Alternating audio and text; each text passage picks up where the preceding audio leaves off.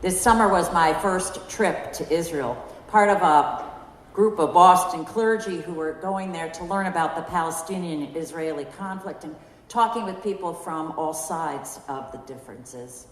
I'll share more with you about my trip over the next few weeks in my sermons, but today let me begin with a map. Everything is so close. Israel, as you know, is very small, just the size of New Jersey, and it seems as if across every nearby border is an enemy. People on both sides feel that. Neighbors never meet. It's too dangerous to cross borders. This knowledge has given me new appreciation for the context of today's lesson. You see, Jesus had left Israel, home of his people, the Jews, and he'd gone up to Tyre, crossing into what is now Lebanon.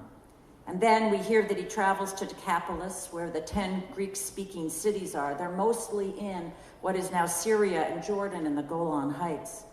By going to Tyre and Decapolis, Jesus went to places that had a different language and a religion and customs. It was tough for a Jew then to do that. Today it would be even worse. Why were these places, the places where Jesus talks about being open? Is it because he wants them to be open to him, or something else happening as well? Last month, my travel group began right where Jesus did, in Galilee, the northern region of Israel. Our tour bus drove up the winding roads of the small Galilean mountains. After parking the bus at the very last point at which we could drive, we had to clamber further up a rocky hill past olive and fig trees to an outlook platform which was about the size of a large backyard deck. It overlooked a vista that included that whole swath of land where Jesus had gone in the story we heard today, from Tyre down to the Decapolis. And there we met our speaker, an Israeli colonel active in intelligence. He pointed. 3 miles away, just in front of us, was the Lebanese border being patrolled by UN peacekeepers. A few miles to our right was the Golan Heights, a piece of desolate land that provides a buffer between Israel and Syria. The low mountains beyond were in Syria, and that day he reminded us we might hear distant sounds of battle because in August, the Syrian army was trying to finish up its recent campaign to displace ISIS fighters from that part of the territory.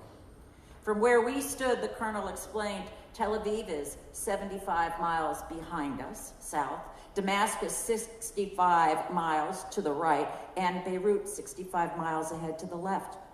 The capitals of Israel, Syria, and Lebanon, so close to each other, near neighbors. The colonel next pointed to the names that were inscribed in Hebrew all around the rail of the outlook. They were the names of 130 Israeli soldiers who had died in 2006, when the Islamic group Hezbollah crossed from Lebanon into Israel and kidnapped 2 Israeli soldiers, setting off the 2006 Israel-Lebanon war. It continued for a month, killing 1,200 Lebanese. Hundreds of thousands on both sides were forced from their homes and offices when buildings were destroyed by the shelling. Well, can peace be kept now, we asked. In the last few years, said the colonel, Hezbollah has grown far stronger. Syria is much less stable. ISIS has been born. I predict that the next hot spot will be right here, at the northern border of Israel, right in those uncomfortable places to which Jesus had also traveled. I learned that in Israel, no one can talk flippantly about being open to some other. Being open is a calculated, existential choice. On any side of the Middle East conflicts, people weigh whether their willingness to be open with someone who they don't know, who might be their enemy, could mean death for them individually and even eradication for their people. In some way, we all understand, don't we? Any kind of change that might require openness from us might mean that we can't speak our own language. We can't keep our cherished customs. maybe not even worship in the way we find meaningful. We may want to say, no, thank you, Jesus, we'll stay closed. At King's Chapel, we here have certain customs, certain language, certain ways of worshiping that we also prize. When is being open, what we need to do, the unclogging of our ears so we hear new perspectives, the unbinding of tongues so that we can so others can understand what we mean. Yet when can staying closed be really the heroic stance, preserving for another generation what has defined us? It's not always easy to tell.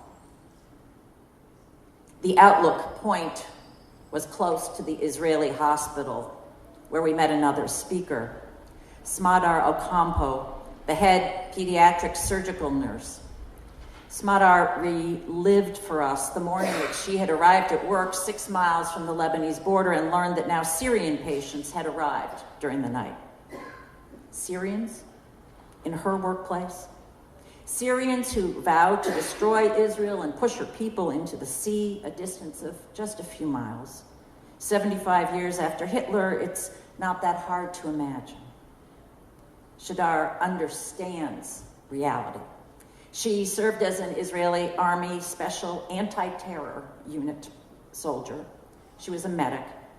The hospital where we were meeting her that day had been hit by a mortar during the 2006 war, about which the colonel had spoken.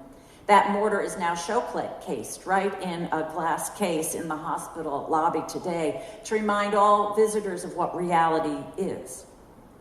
But despite the near danger, Smadar's hospital has never been closed in any way that we would think of, because it serves every Israeli, not just Jews, but many Palestinian Israelis, Muslims, Christians, Druze. You see all kinds of clothing there, all kinds of languages spoken. The entire staff is culturally diverse. And the hospital's model that's displayed everywhere you look is this: Adam, Adam, Adam, meaning a person is a person is a person.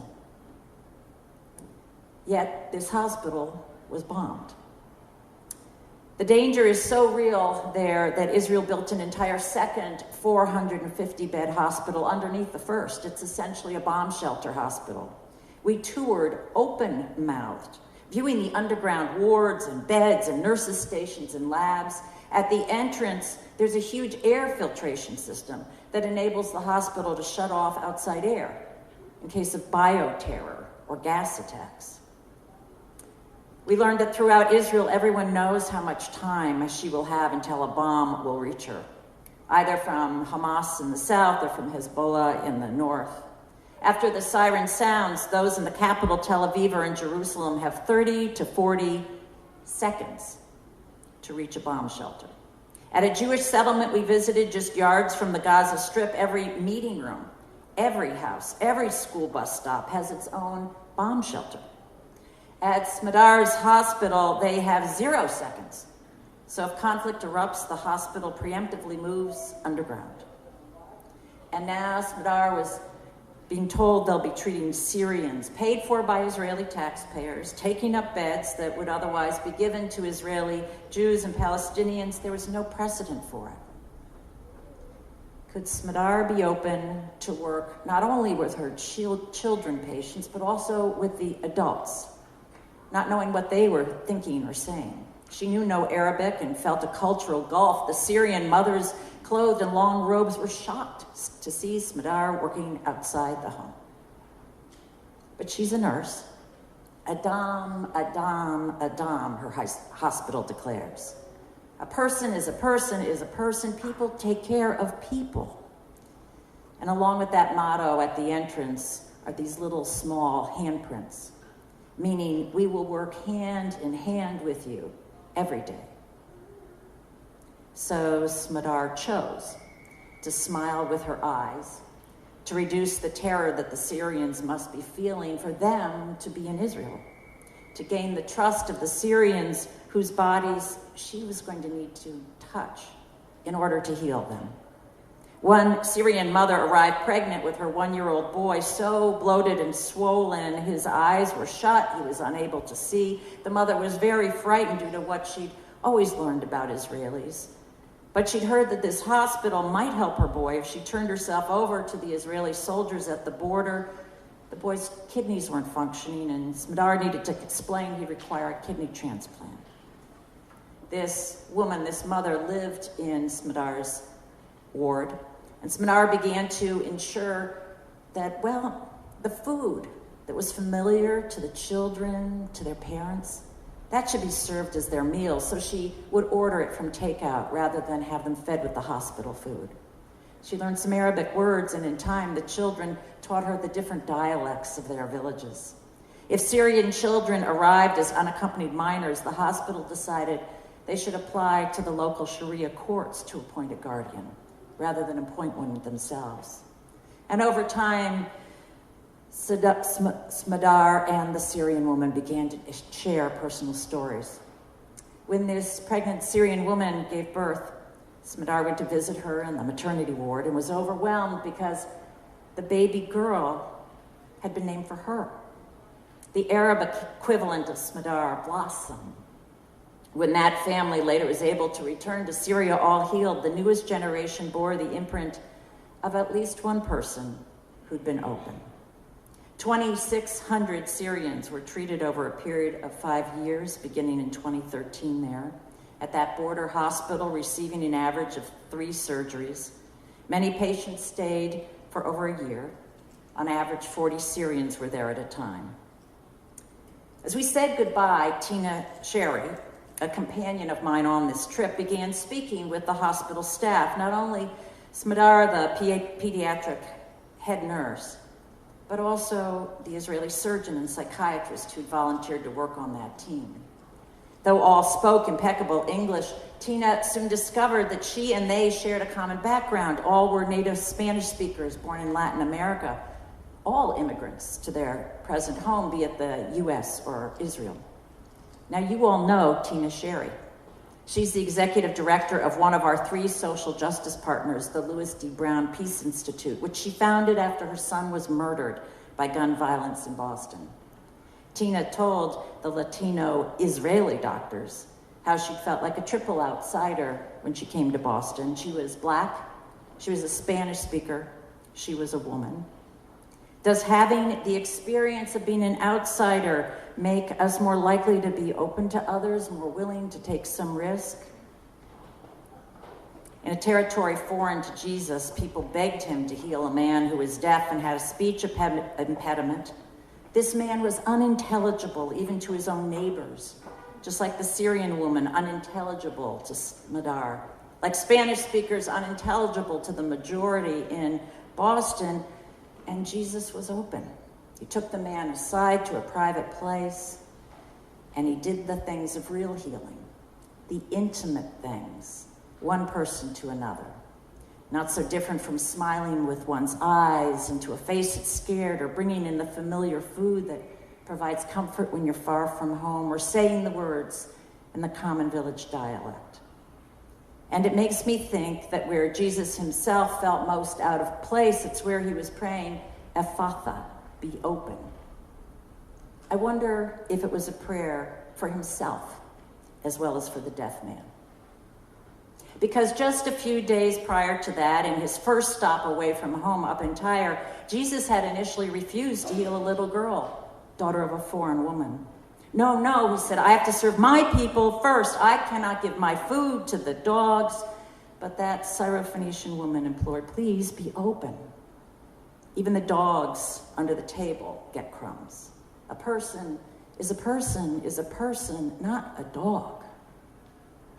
For all of us, even the best among us, our instincts of fear, the realities we face tell us, remain closed, that's safest. Protect what we have, or we might lose it. For all of us, it can take time to live into openness, into Adam, into walking with one another each day, hand in hand. It can take time. It took time even for Jesus, but as happens in our stories today, it might happen most easily after we find ourselves across unexpected borders, not before. Being open always might open us to harm, but it might also open us to live the most healing thing we've ever experienced and create hope for the next generation. You, here at King's Chapel, have created many chances for us to be open. Maybe it will be with Kina's Peace Institute in Dorchester, maybe with Common Cathedral this afternoon with our unhoused neighbors, maybe with UU Urban Ministries in Roxbury, maybe with one another, sharing personal stories with someone you never imagined you'd get to know so well. Adam, Adam, Adam. May it be so.